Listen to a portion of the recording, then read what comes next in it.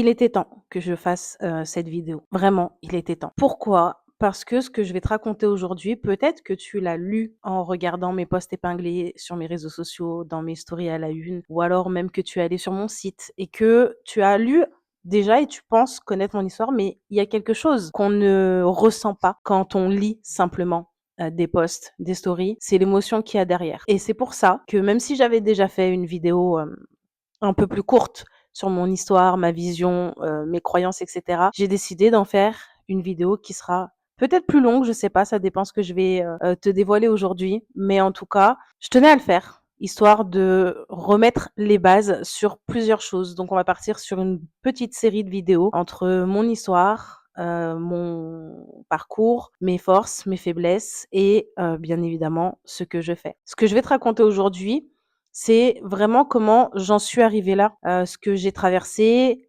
pour comprendre ce que je portais et pourquoi cette compréhension a tout changé pour moi. Pas seulement dans ma tête, mais aussi dans mon corps, dans ma vie, dans ce que j'attire et surtout dans ce que je crée. Et je vais commencer par quelque chose que je n'ai jamais dit aussi clairement, mais mon père, mon géniteur, je ne l'ai jamais rencontré.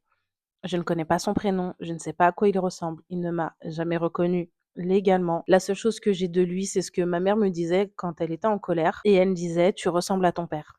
Et pendant des années, j'ai vécu avec ça. L'idée que mon visage, le visage que je vois chaque matin dans le miroir, c'est le seul endroit où cet homme existe pour moi, dans mes propres traits. Et je sais pas si tu sais, ce que ça fait à une petite fille qui est en train de se construire, ce que ça grave dans ton système nerveux, ce que ça installe comme croyance fondamentale sur ce que tu vaux, sur ce que tu mérites, sur est-ce que tu as le droit d'exister pleinement. Je ne le savais pas encore à l'époque, mais maintenant je le sais. Il y a eu aussi mon beau-père, l'homme qui a épousé ma mère et qui m'a donné son nom en même temps. Cet homme qui, lui aussi, m'a rejeté.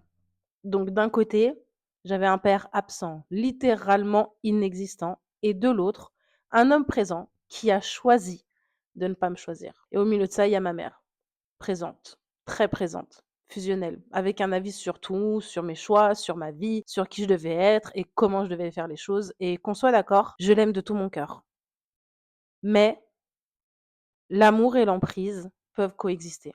Pendant longtemps, je n'ai pas su faire la différence. Ce que j'ai appris très tôt, sans que personne me l'enseigne avec des mots, c'est que l'amour se mérite, que ma place n'est pas acquise, que je dois être discrète, invisible, ne pas déranger et me conformer à tout ce qui est déjà mis en place et à tout ce qui est déjà connu, parce qu'on ne brise pas les traditions, on ne brise pas les schémas, on ne brise pas la conscience collective, qu'elle soit de la famille, qu'elle soit sociétale ou autre.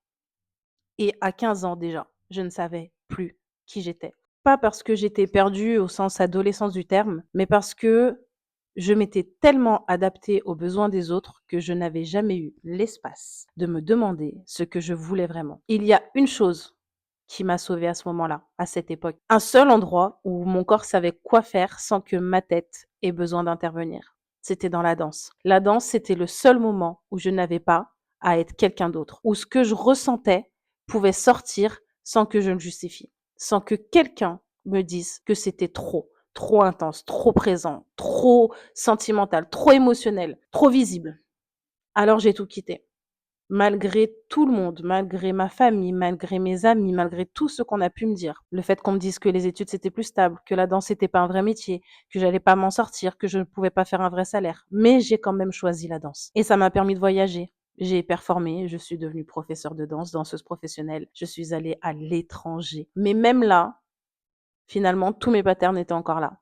Parce que finalement, au bout d'un moment, j'ai quand même repris des études à l'âge de 25 ans pour contenter ma famille. J'ai quand même accepté un CDI dans une salle de sport parce que la stabilité, c'est ce qu'on attendait de moi.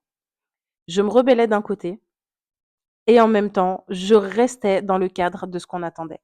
Et ça, c'est ce qu'on appelle un pattern transgénérationnel. Ce n'est pas une décision consciente, c'est un programme qui tourne en arrière-plan.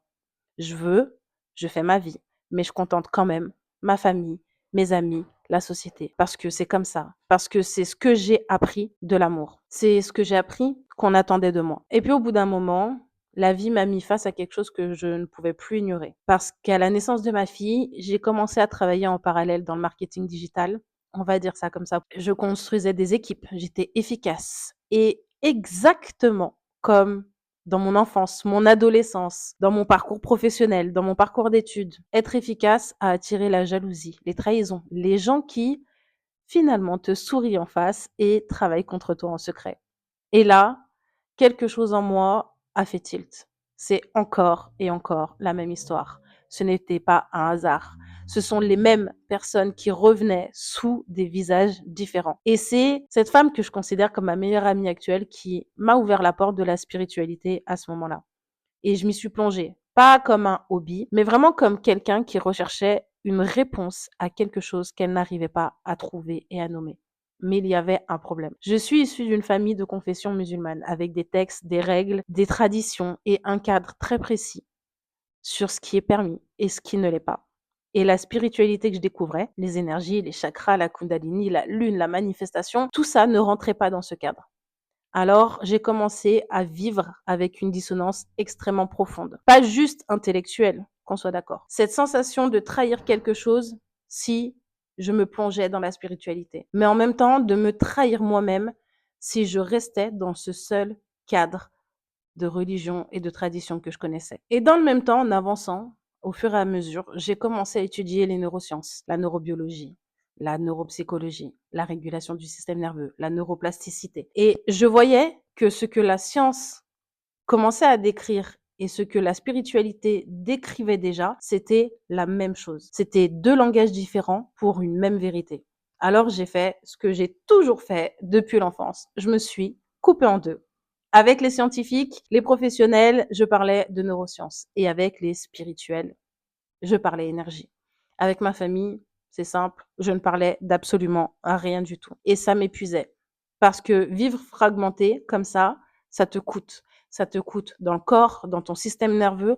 Ça coûte dans chaque relation où finalement tu ne peux pas être entièrement toi-même. Et finalement, il y a eu ce jour de février 2025 où je rencontrais cette femme pour la première fois, énergéticienne, thérapeute transgénérationnelle. Je la connaissais pas vraiment, mais je sentais qu'il fallait que j'aille par là. Je voulais aller chercher quelque chose de très précis, libérer ce que je portais de ma lignée paternelle, cette colère, cette trahison, ce sentiment que les hommes abandonnent, que l'amour n'est pas sûr, que tu dois tout porter seul. Et pendant ce moment avec elle, je suis remontée très loin, plus loin que ce que je pensais possible. Des ancêtres que je n'ai jamais connus, des émotions qui n'étaient pas les miennes, mais que je portais dans mon corps depuis ma naissance. Je les sentais remonter. C'était de la tristesse, de la colère. Je les sentais en même temps partir. Et à la fin, il y a eu ce moment de prise de parole intérieure où je me suis mentalement retournée vers eux et où je leur ai dit, OK, je vous aime, mais je veux plus porter tout ça. J'ai littéralement senti leurs mains sur mes épaules, comme une réponse, comme une permission. Comme s'ils me disaient finalement, tu as trouvé, tu es sur le bon chemin. Et là, j'ai pleuré. J'ai pleuré pendant la séance, j'ai pleuré pendant les jours qui suivaient, mais c'était pas des larmes qui avaient quelque chose à voir avec de la tristesse, c'était plus des larmes qui ressemblaient à du soulagement, à de la libération. Et finalement, dans les semaines qui ont suivi, quelque chose a changé. Pas seulement dans ma tête, mais dans mon corps. Je pouvais aller dans des événements familiaux sans être en colère. Je pouvais voir ma famille sans sentir cette tension dans mon plexus. Je pouvais parler de ma spiritualité ouvertement, que ce soit dans ma vie comme sur les réseaux, sans avoir peur du regard de ma famille et des personnes que finalement je ne connaissais pas mais qui me suivent. Parce que je n'avais plus besoin de leur permission pour exister. Et voilà finalement ce que j'ai compris après tout ça. Tu ne manifestes pas ce que tu veux, tu manifestes ce que ton corps autorise. Et si ton corps a appris depuis ton enfance, depuis avant même ta naissance, depuis ce que tes ancêtres ont gravé dans ta biologie, comme l'amour est dangereux, ta place doit se mériter, tu dois te couper en deux et convenir à tout le monde pour être accepté. Alors peu importe combien tu travailles sur toi mentalement, combien d'affirmations tu fais, combien de vision boards tu crées, ton corps va continuer de rejouer encore et encore les mêmes programmes. Ce n'est absolument pas un échec de volonté. C'est de la neurobiologie, c'est de l'épigénétique. C'est ce que Rachel Yehuda a prouvé dans ses études. Le trauma se transmet biologiquement. Il modifie l'expression de tes gènes. Il programme tout ton système nerveux avant même que tu aies les mots pour le décrire.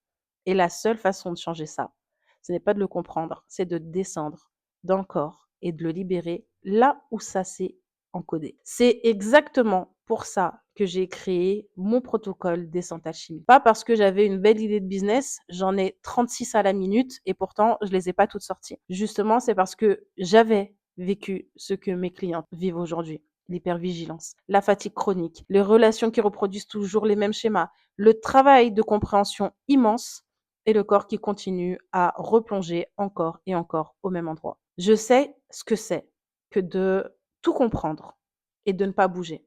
Et je sais aussi ce que c'est quand ton corps décide enfin de lâcher et de tout libérer. Quand une femme me regarde après une séance de descente alchimique et que son regard a changé, je sais ce que c'est. C'est pour ça que je fais ce travail. Pour que toi, tu arrêtes de porter ce que tu n'as jamais choisi de porter.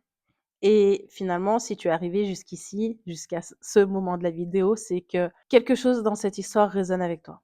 Peut-être que toi aussi tu portes une absence, un rejet, une mère trop présente ou pas assez, un héritage de la lignée que tu n'arrives pas à nommer, mais que tu sens dans ton corps chaque jour. Tu n'as pas à continuer à le porter. Et dans la prochaine vidéo, je vais t'expliquer exactement ce qui se passe dans ton système nerveux quand tu grandis avec ce type de blessure. Pas avec des mots compliqués, avec ce que tu vis réellement au quotidien dans ton corps. Reste connecté.